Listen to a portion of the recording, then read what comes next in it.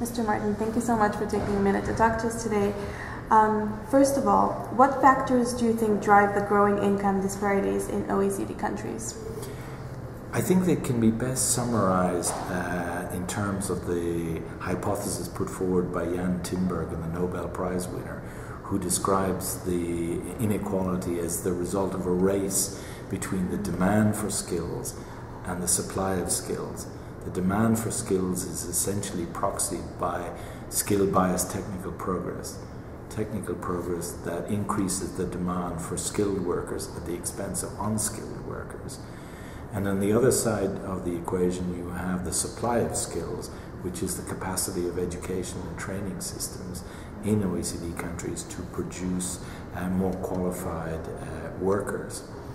This, I think, is a good explanation for the rising trend, except for the increasing trend at the very top end of the earnings distribution, the income distribution.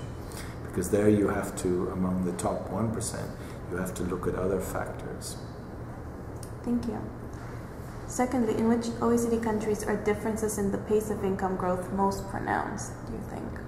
Well, I think the Anglo-Saxon countries, the United States, the United Kingdom, Canada, Ireland, have all seen very large increases in income inequality over the past 2 to 3 decades. But I think it's important to emphasize that even the traditionally egalitarian countries, such as the Nordics, who always had low levels of inequality, they too have also seen large increases in income inequality over the past 2 decades. Okay. And lastly, what kind of policy reforms are required to tackle this inequality? Well, I think we need 3 types of reforms.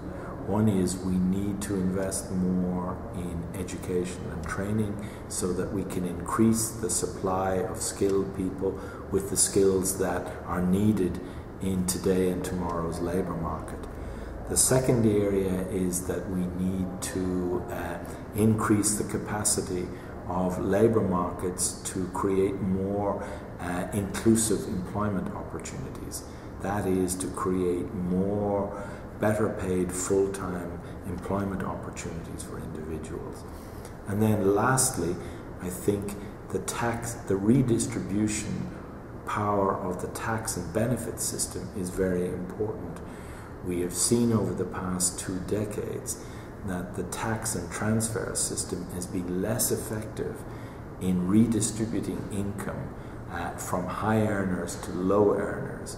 And I think in the future, we need to increase the redistribution power of the tax and transfer system so as to curb the rising trend in inequality. So I think those 3 broad strands, increase investment in education and training, increase employment opportunities, particularly in full-time jobs, and thirdly, increase the redistributive power of the tax and benefit system. Great, thank you so much. Not at all. My pleasure.